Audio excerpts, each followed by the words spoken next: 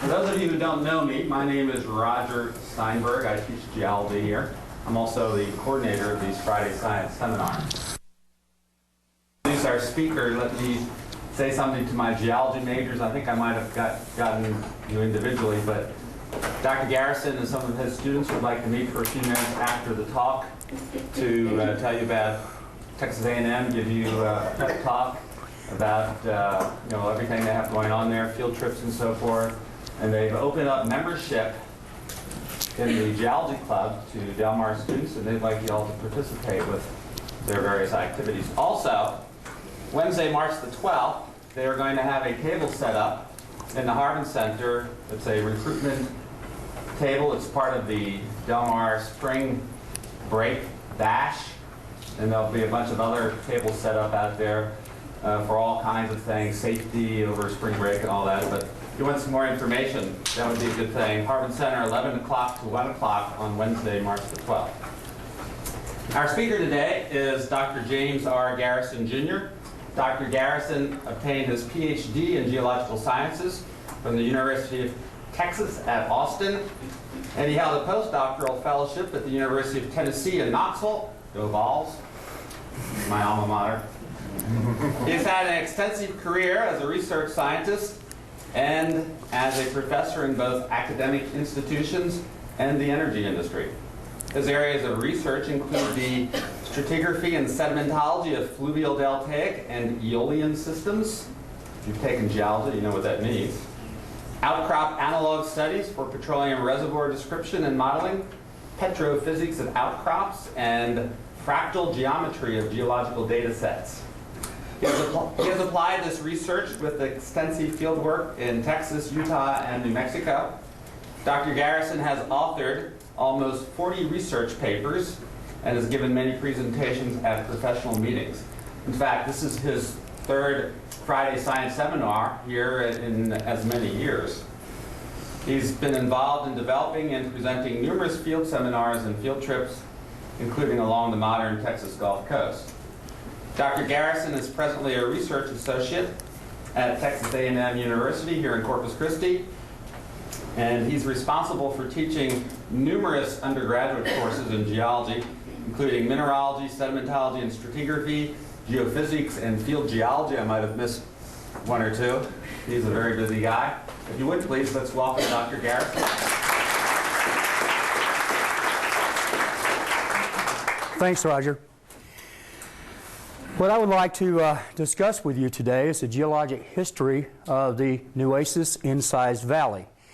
Now, many of you may not know what an incised valley is and why they form, so I'm going to spend a little time introducing you to some of those concepts. Our first question, you're probably thinking, what is an incised valley? Well, an incised valley is nothing more than a fluvial eroded or a river eroded valley and its depositional fill.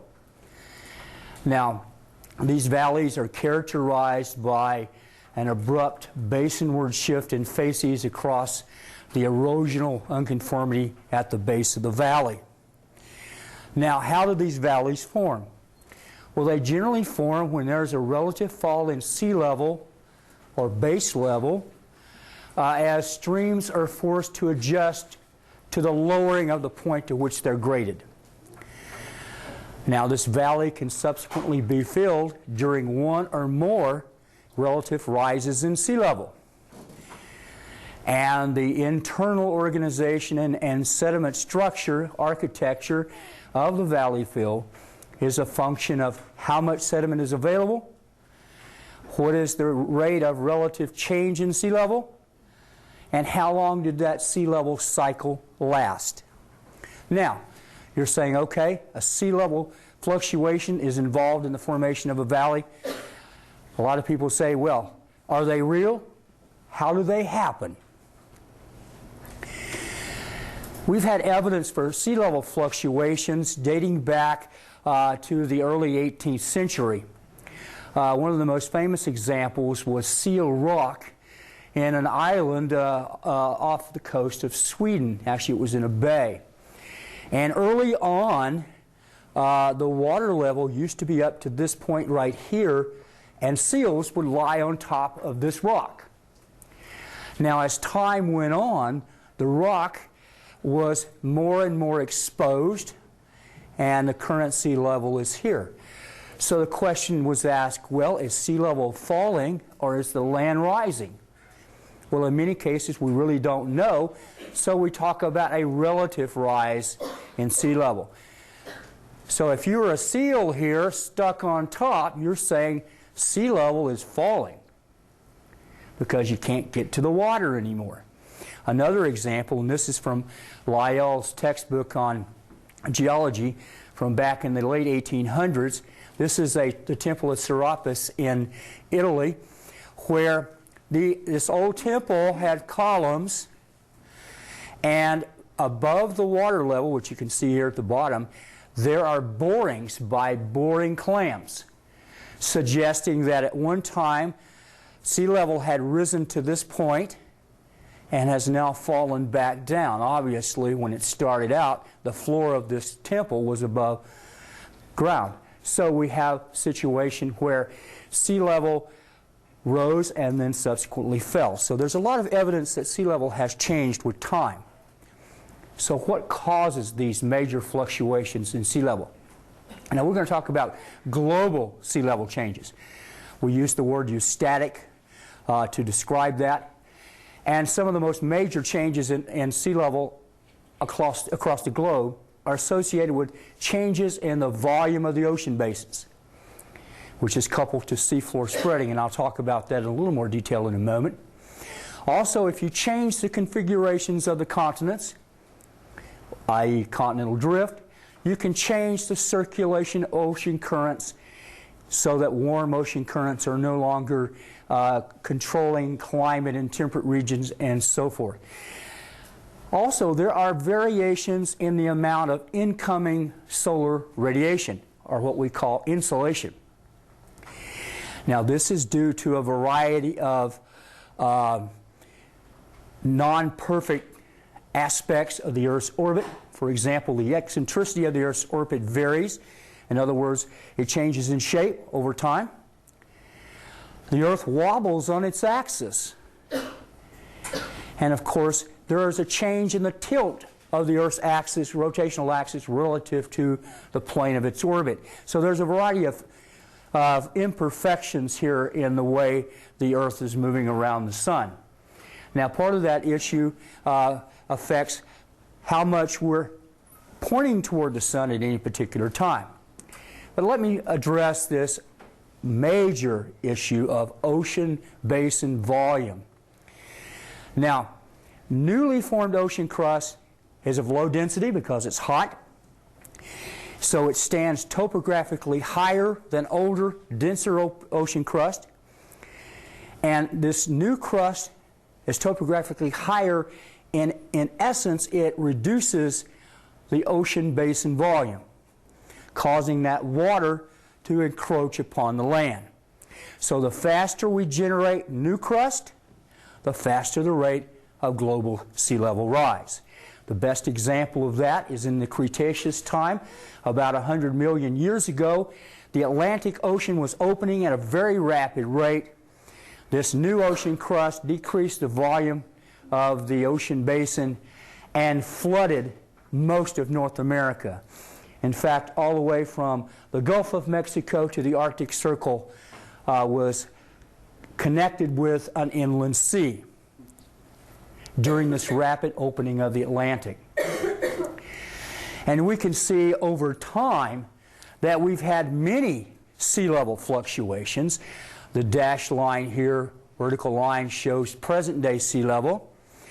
And you can see back in Ordovician time, it was very, very high.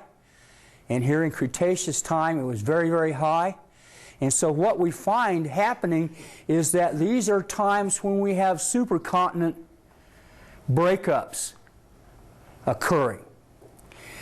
So you can see there's a first-order cyclicity there that's probably associated with supercontinent formation and breakup.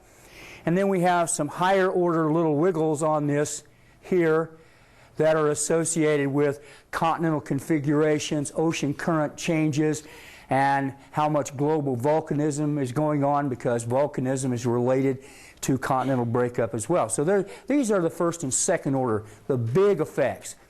These second order effects are generally what sets off our boundaries from our geologic periods. Now, on a smaller scale, we have variations in incoming solar radiation.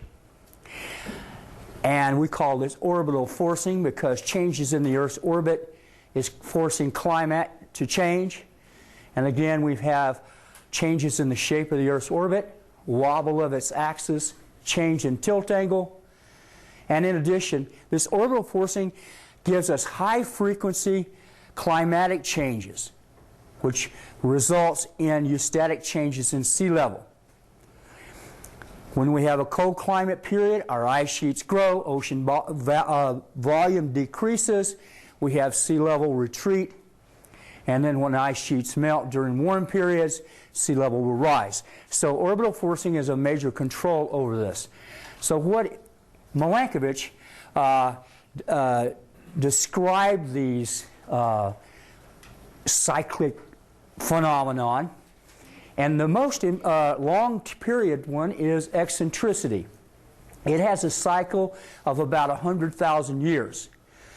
High eccentricity means that the Earth's orbit is more elliptical. Low eccentricity means it's more circular.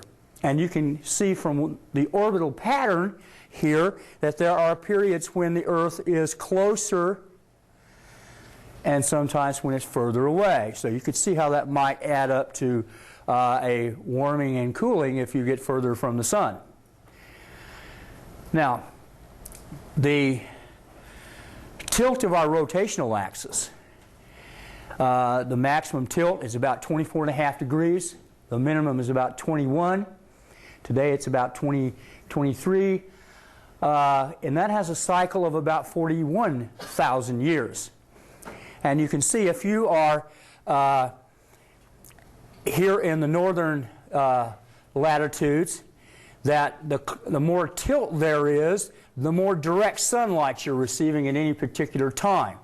Whereas if you're in the northern latitudes and you have minimum tilt, you're getting sunlight coming in at a fairly low angle most of the time. So we're changing the amount of direct sunlight.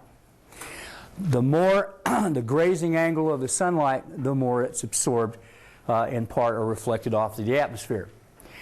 Now we also have changes in precession, which is this wobble. It's like a top wobbling. And it has a cycle of about 23,000 years. And basically what it does, it changes the equinox from, in some cases, it will change it from autumn to summer, which means that we get more direct sunlight at a time when we may be closer to the sun. And we're tilted toward the sun. So you have all of these variations that are changing the angle of incidence of sunlight to a particular latitude. And so if you look at this as a whole, you can see here in the very first graph here, here's time in thousands of years. This is almost 1 million years of time. You can see that we've got some cycles here that are on the order of 100,000 years. Now that's the change in the shape of the Earth's orbit. Our tilt varies at a much lower rate of about 40,000 years. Our precession changes in the 20,000 year range. So when you add all these together, this is the curve you get. This is a period when we get lots of radiation. This is a period when we do not get much radiation. And this cyclic period matches our temperature proxies for the ocean. And so you can see that our oxygen isotope ratios, which are reflecting temperature changes right here, are mimicking this curve. So temperature varies directly with the accumulation of these factors. So this is what's controlling our glacial interglacial cycles. Now this is a graph that shows over the past 150,000 years the sea level 0 being present-day sea level. And you can see at about 125,000 years ago, sea level was pretty much what it is today. And if you look here, the distance from the maximum here is about 117,000 years. So that matches the Milankovitch eccentricity cycle pretty well. And we have some lows in here, and here that are about 43,000 years. That matches our second Milankovitch cycle. And then, of course, we've got some maxima here that looks like it's about every 20 to 25,000 years. And so this is basically our most recent record of climate change. And you can see that we have undergone a cooling since about 125,000 years ago until we reached our maximum at about 18,000 years ago during the maximum of our last ice age. And since that time, temperature has been rising steadily. In fact, about 5,000 years ago, it was even warmer than today. And so that is our cycle period. Now, there are some local reasons that one might have changing sea level, and these are probably of more interest to us locally in some cases from a real estate point of view. One of these is subsidence. Now, there's a couple ways you can get subsidence.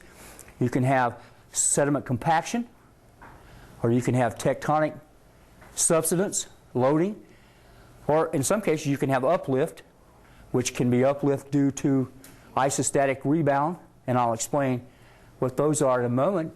But if you put a lot of sediment out offshore by rivers, you actually begin to weight down the crust and pile more and more sediment here. And if you're standing at this point right here, and then we find that point at time 2 here, looks like sea level has risen substantially relative to where you were standing at that point, and vice versa. So relative sea level can change depending on what is your reference point. And if we're looking at global sea level, the only point we have is the center of the Earth. That's our reference point. And that's hard to get to measure. So what we have to do is we say, if we're going to prove that we have a global sea level change, we must see that same sea level change on 2 or more continents. Now here's an example of subsidence due to compaction. Now this is in the San Francisco Bay Area. And some of this substance here is due to water withdrawal, some is due to hydrocarbon withdrawal. And you can see that they have had cases of up to greater than 8 feet of subsidence due to compaction and dewatering and removing the fluids from sediment. So this is a real phenomenon that does happen. It happens in the Houston area. It happens obviously in the New Orleans area as sediment compacts. In Houston, a lot of it's due to withdrawal of groundwater. So this is a real phenomenon. Now, if you have a mountain building episode and you have thrust faulting and you push a bunch of crust up here, you can cause some warping of the crust and a temporary increase in the depth of the ocean, which would be construed as a sea level rise. Another possibility is that when we have a glaciation, we have a big ice sheet forming. Ice is heavy. The last ice sheet probably was 2 miles thick. It weights down the crust. It bends it down into the mantle. And when that ice sheet melts, we have a depression here. And with time, it will rebound. It will come up. And this is what's happened at Seal Rock. And it isn't happening in the Great Lakes area. This is a map that shows the amount of uplift since the retreat of the last ice sheet in meters. In fact, this big sag we have here where the Great Lakes are is in part due to weighting of the ice sheet. Now, okay, we've demonstrated that sea level does rise and fall. So let's talk about the formation of an incised valley. since we're living right next to one. An incised valley forms during a relative fall in sea level. Now the streams are forced to adjust themselves to this change in base level.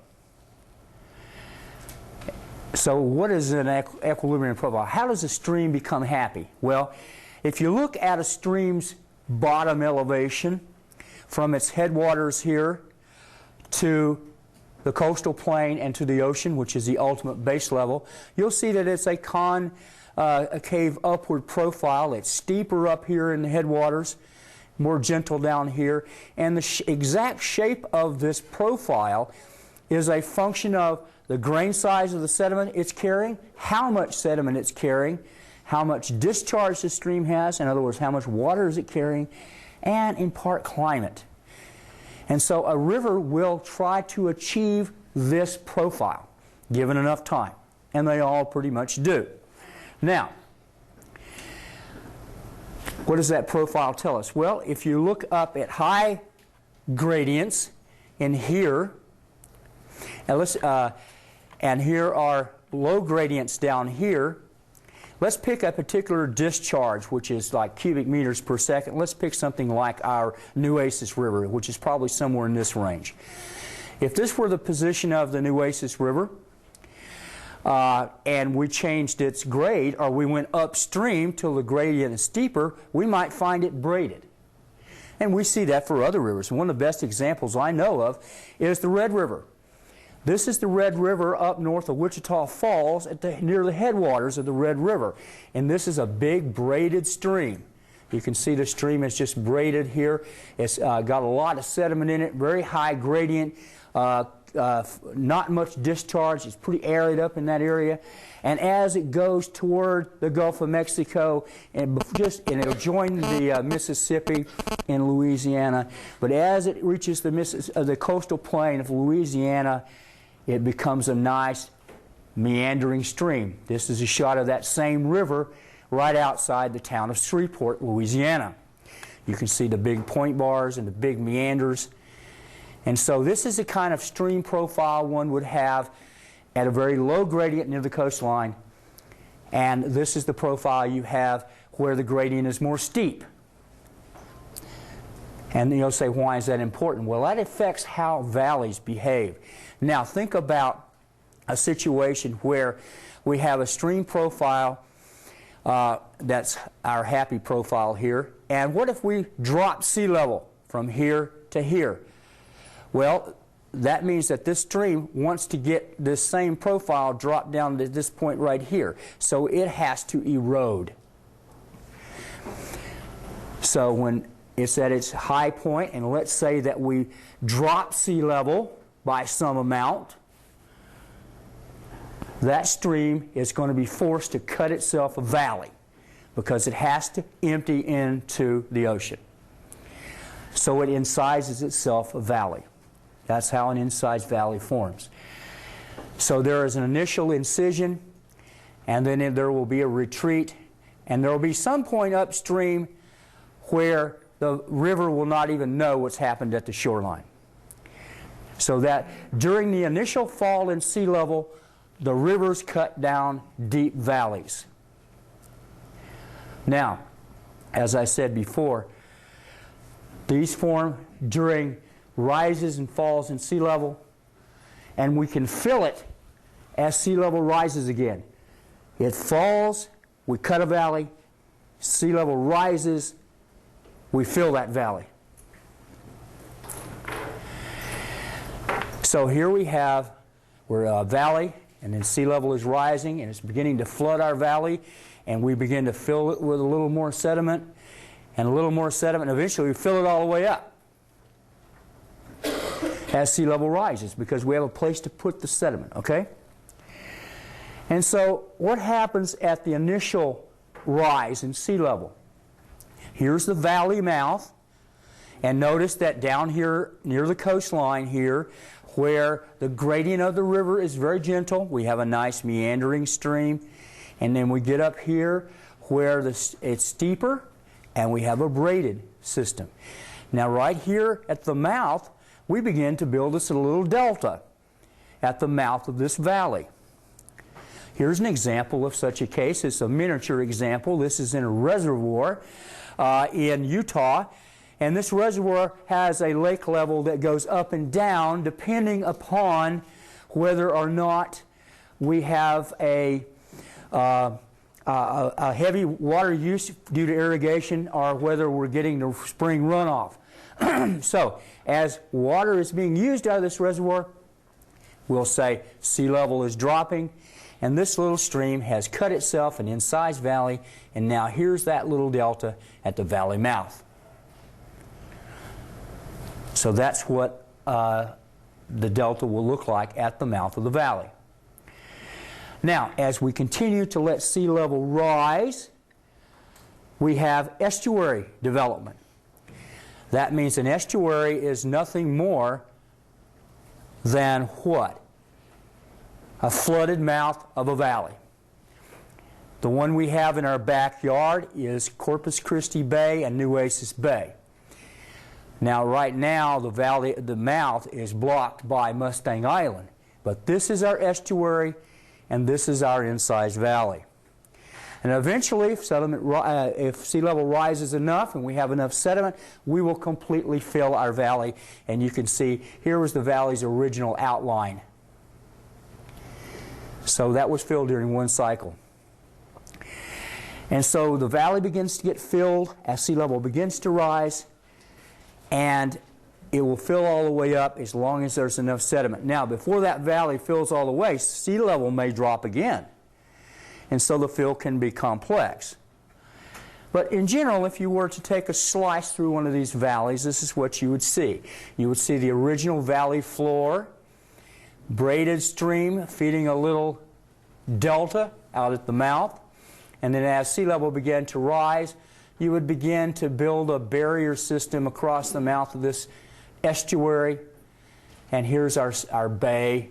And this is our bayhead delta. This is the material that the river is putting and depositing now inside the bay. Why? Well, originally it was putting it at the valley mouth, but as the valley filled with water, it had to back up. It retreated up the valley. So now our delta has shifted inside the valley. So now, having given you an overview of valleys and sea level rises and falls, the final question is, what story does our valley, the Nueces Incised Valley, tell us about the most recent rise and fall in sea level in the coastal bend area? That's our question. Our study area is right here at Corpus Christi Nueces Bay, right here where we live. Now this study documents the events of the last 35,000 years of geologic time in the Corpus Christi area.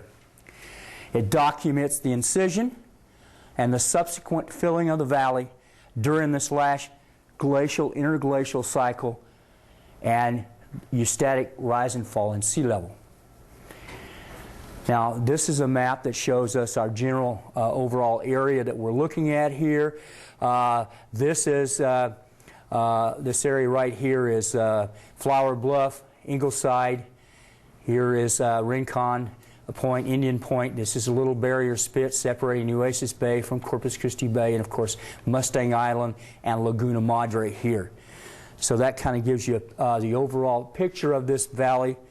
Now, if we look at a geologic map, what we see is we have an Ingleside barrier here that is about 120,000 years ago. It was deposited during the last glacial, interglacial period. In other words, our last climatic warm period. Sea level began to fall, and then it was breached by the Nueces River. And here are our cross valley spits. And here's the mouth of the Nueces and its bayhead delta today. Mustang Island is a relatively young feature, and I'll address that a little bit later. So our last glacial maximum was here. This is our glacial minimum, and that's when the Ingleside barrier was formed. So Flower Bluff and Ingleside on the bay, that area there was the previous barrier island system. This is the last glacial maximum at about 18,000 years ago. And here we are today. So we've had a global warming period for the last 18,000 years. Now, at that 18,000 year sea level low, the shoreline was out here. Here we are today in Corpus Christi. Our shoreline is here. It was about 100 kilometers offshore. And these rivers, the Sabine, the Mississippi, the Brazos, and all of these rivers here in the Nueces, the Rio Grande, were putting deltas right out here, almost at the continental shelf slope break. So that was the shoreline during the low stand.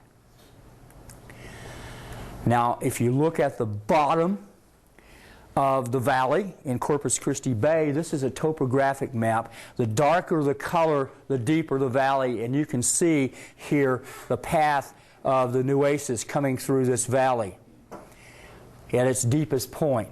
Here's where Oso Creek originally came in and became a tributary of the Nueces.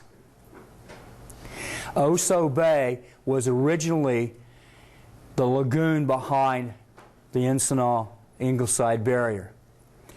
So today, on our cross-section, this is about where sea level is today. So we haven't filled the Nueces Valley all the way. That's why we have bluffs on both sides of the bay. So we've got about 20, 30 feet more to go to fill it all the way back up to the original coastal plain. Now, let's take a look at the estuary stage. We have a barrier system across the mouth and probably has a hole in it where tides come in and out and create a little tidal delta there. Here's a central basin. Here's the Bayhead Delta, and here's the river up here. Now, how does that compare to what we see today? Well, here's the Cross Valley Spit. Here's the opening. Now remember, Mustang Island was not here at that time. And here's Nueces Bay and the Bayhead. So we have all the pieces we can see today on an aerial photograph. Now, if you look in Nueces Bay, this red line here is going to show you the edge of the valley. The valley ends up and stops up around Lake Corpus Christi. North of Lake Corpus Christi, the Nueces did not know anything was happening at the shoreline. Current path of the Nueces River, it does something like this and dumps out right here. Here's Rincon Bayou, and that was an old abandoned portion of the Nueces River, and this is a big delta system in here. Looking closely, here's the active lobe. Here's the Nueces River coming down. Here's our ship channel. And here are tidal flats that are developed on the abandoned lobes of the Bayhead Delta. This is the actual mouth of the Nueces. And you can see there's sand all around in here. And on the abandoned part here are the tidal creeks that you see during low tide. And that's looking over to the ship channel and the port. This is taken from the Portland side. This is Indian Point. This is our barrier spit. Now, of course, we've got a bridge across here now, but you can see how the tide is bringing sediment in. This is a remnants of a little tidal delta coming through here.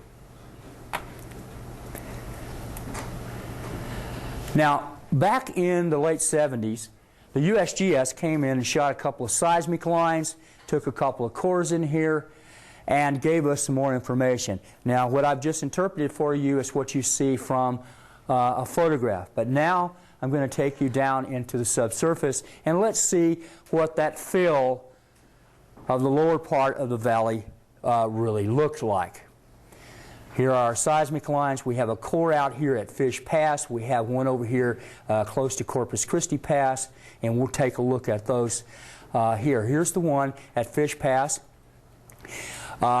Here is our valley floor at about 47 meters deep, 47 meters below sea level was the valley floor. It was filled by a large braided stream complex. Later on it became flooded and we have the bayhead deltas preserved. And then the very end is that we piled little Mustang Island on top of it. Our age dates show that the initial flooding of the valley happened around 10,000 years ago and finished up somewhere, well, actually it's still filling, but at about 2,000 years ago, Mustang Island closed off the mouth of the estuary from the Gulf of Mexico. So if you look down below, this is the stuff that's down in what we call the Beaumont Formation. It's the clay and the mud and stuff that's down below the valley floor. It's dated at about 25,000 years.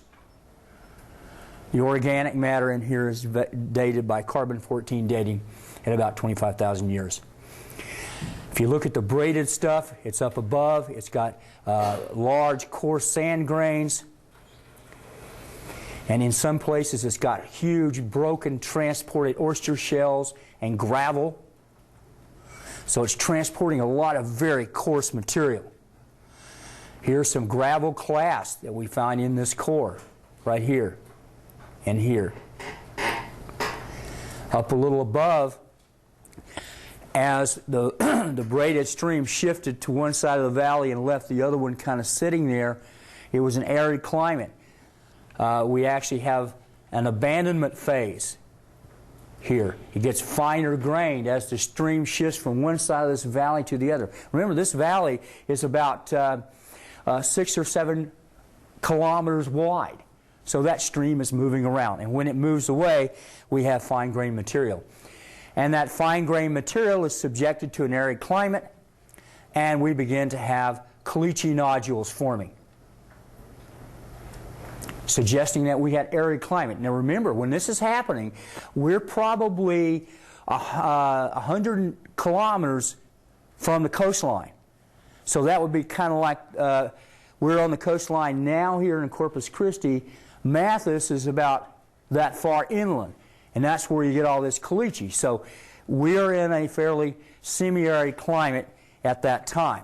Now that's going to change very quickly as sea level rises, and that particular part of the valley becomes closer and closer to the shoreline, and then we become humid. We begin to develop a lot of organic matter. And so we end up with a lot of organics in here, and this is a little interdistributary bay that formed at the valley mouth. And if you look up a little higher, we begin to get Bayhead Delta. The Nueces is now dumping its sand on top of this mud that was inside the estuary, much finer grained than anything below. And again, there's more Bayhead Delta material. And then further up, we get to Mustang Island, and now we begin to get lots of sand and seashells. These seashells are not broken. They're whole and intact, suggesting that they have not been transported. They were in place.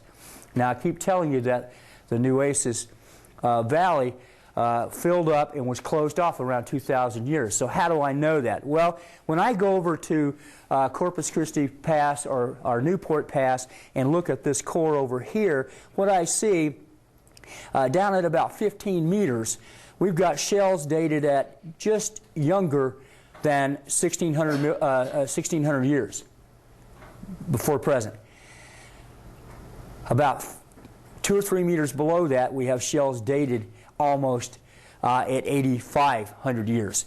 So the age of this valley filling and closing off, we can see here from this enlarged photograph, this is the base of Mustang Island. This is a little Bayhead Delta dated at 8,000 years. Right here, this is dated at younger than 2,000 years. And this is upper shore face material. And this is the what Mustang Island looks like today. So this was the surface, and Mustang Island, formed from sediment, brought longshore drift from the Rio Grande River. It was transported northward along the Texas coast and eventually closed off the mouth of our valley. Now, when we do a correlation between these two wells, or cores, we see here's the bottom of the valley, and notice it gets deeper over here. So at Crane Island, which is just off of Corpus Christi Pass and Newport Pass, is almost on the valley margin.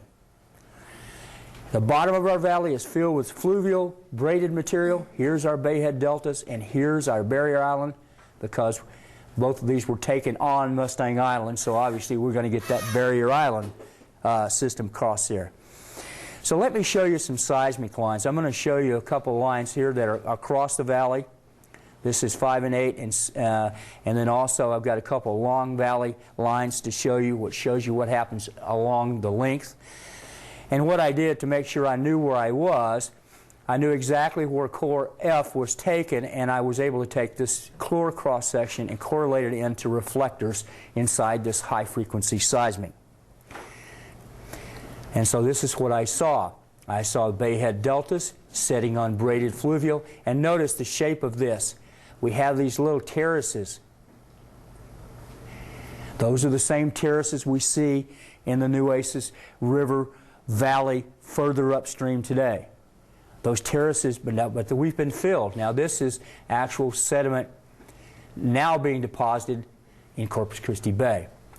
Now this is another section just a little bit further up the valley, and you can see the same kind of pattern here. Bayhead delta setting on fluvial, and down here we obviously have our braided stuff. So the valley was cut down to about 45 to 50 meters in places. Now if you look at along going up the valley, what we see is that we've got our fluvial sediments coming in here actually feeding a bayhead delta. You can actually see where this channel is feeding these deltas. And you want to wonder, how come it's really deep right here in this place and terraced here? Well, that is located just about where Oso Bay comes into Corpus Christi Bay. And that's because Oso Creek also cut its little valley in from the south to eventually join the Nueces Incised Valley. So we see the remnants of that tributary valley. That's kind of nifty. So to put all this together into a nice story, because I told you I was going to tell you about the geologic history, the incision of the valley at the present position of Mustang Island began at about 25,000 years ago and continued on until about 18,000 years ago, when we were depositing material out here in this area. The river was depositing, in our area here at Mustang Island, was depositing braided fluvial sediments. And our deltas were way offshore, 100 kilometers or more. Now at about 12,000 years, the sea level had risen to a point and the shoreline was just seaward of the position of Mustang Island. The Nueces had become a meandering river and was depositing bayhead delta material. By 10,000 years ago, the Nueces river mouth had retreated landward up the valley to somewhere in the river mouth was probably somewhere in the middle of Corpus Christi Bay at about 10,000 years ago. And it was depositing bayhead deltas inside the valley at the position of Corpus Christi Bay. Now at about between 5,600 and 6,000 years ago, there was a short sea level high stand. That's the one I pointed out on the diagram. What that did is that shifted the Nueces river mouth landward up to somewhere inside the present day position of Nueces Bay. And we developed this cross barrier spit at that time. And after a minor sea level fall, the river mouth really never moved out beyond Indian Point to the present day position. So the bayhead deltas from that point on were confined to Nueces Bay. Now after about 5,600 years before the present, the Corpus Christi Bay was dominated by estuarine mud and seashell accumulations. And at about 25,000 to 2,000 years ago, littorally drifted sediments coming up from the Rio Grande River system from the south developed Padre and Mustang Islands and closed off the Nueces River Valley from the Gulf of Mexico. The only pass that was there temporarily open was the passes at Packery and Corpus Christi, and of course Aransas Pass. So that was basically the history of that valley. Now, what does that mean for us in terms of understanding valleys? The Nueces Valley, it's nice for us to know our history, but I like to be able to use that history to interpret other things. So when I've been out in the western interior, we had sea level rises and falls out there for sure, but as I showed in the one diagram, you can see that our valleys, our preserved channels in the rock record that are right at the shoreline are very similar to the size of the modern day Nueces River mouth. And the total amount of sand, the width of the valley itself, or the channel belts, are comparable. These Cretaceous incised valleys are very comparable in size to the Nueces incised valley. In fact, here's the Brazos in there. So these systems that we have today are good, what we call analogs for the western interior stuff, as well as the tertiary of the Gulf Coast of Texas. So it's a very valuable thing to have. And so the implications of this study were that we could use what we learned here in the Nueces Valley to help us understand subsurface valleys along the tertiary Gulf Coast, and also valleys that were formed in the western interior seaway all the way from New Mexico to Canada. It's a very valuable thing to understand. Now, I'd like to finish up by acknowledging my student assistant who helped with this project, Bobby McCoy. And some logistical support was supplied in part by A&M Corpus Christi Center for Water Supply Studies.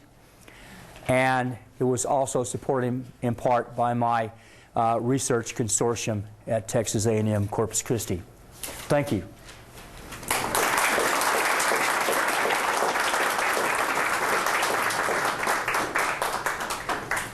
We do have time for a few questions. Yes. All right. Who has questions for Dr. Garrison? Yes. I was looking on Google Earth. My house right near the Oso Creek, where Weber and Saratoga meet in that area, and I saw that it was much lower. That the sea level was much lower in that area as it was, just going a few miles north. I was wondering, is that accurate? Do you think it's at 15 feet versus 35 feet? Just going up the creek? Yeah, that's just normal coastal plain change. Because at the shore of Oso Creek there, what we have is a situation where that was the old lagoon. Flower Bluff is about 20 feet above sea level. That was the old barrier island. And from that point, as you go across Yorktown and leave Oso, going to the west, you're progressively getting higher and higher elevation above sea level. Roger, can you get the light on that? Any other questions? Yes? Since you're in this field and you seem to have a lot of experience with sea level rise, what's your prediction for the next 60 to 100 years as far as Mustang Island, all these people living out there? Our current sea level rise in this part of the coast is about 2 millimeters per year. It's my guess, well, I would say that probably they're going to suffer more damage from the next hurricane than they will a sea level rise in the next 100 years. Okay, well, a couple, I guess Ken Dutton, you know him out at UTMSI, he goes to, I guess, the Arctic or Antarctic pretty often. He's pretty heavily involved in all the climate change kind of work and stuff. And he said some of the meetings he's been going to, some of the ice caps disappear within the next 15 years.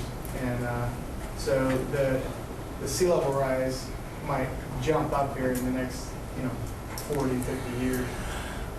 Well, from the studies I've seen, some of the glaciers are, but when we talk about like the Greenland ice sheet, That's an awful lot of ice to melt in 15 years.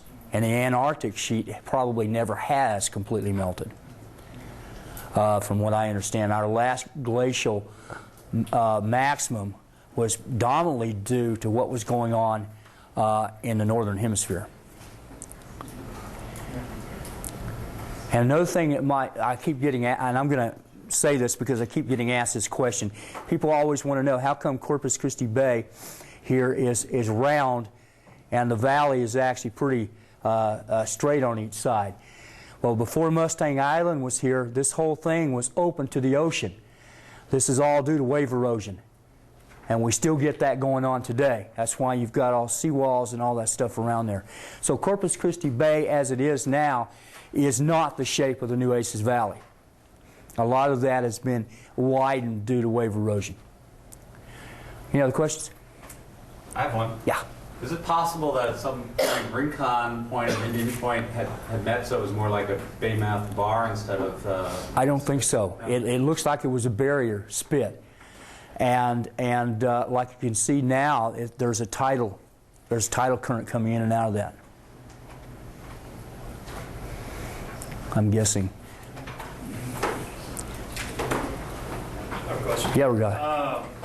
You showed where the old deltaic system was offshore. Are there different systems out there like that show like the different glacial periods like Wisconsin and Illinois?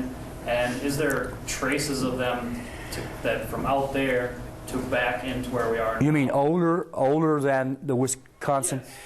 There are, and you see those in deep seismic. And of course, there are incised valleys all along the Texas coast in lower horizons, all the way down to the Eocene. These Texas rivers probably never moved very far from their present location. In fact, if you look back to Frio time, Eocene, Miocene time, the Nueces River was doing the same thing pretty much right where it is. So these rivers don't move around. They pretty much stay the same place. And so obviously the shelf edge on some of those glacial periods is probably even further inland. But we do see evidence offshore of many of these cyclic events. Now, on the surface topography on the offshore shelf, you see very little evidence of these. You don't see a lot of beach ridges and things like that because as sea level rises, wave ravinement pretty much tears up all that stuff as it comes in. Anything else for Dr. Garrison? Well, let's thank him again. All right. Thank you.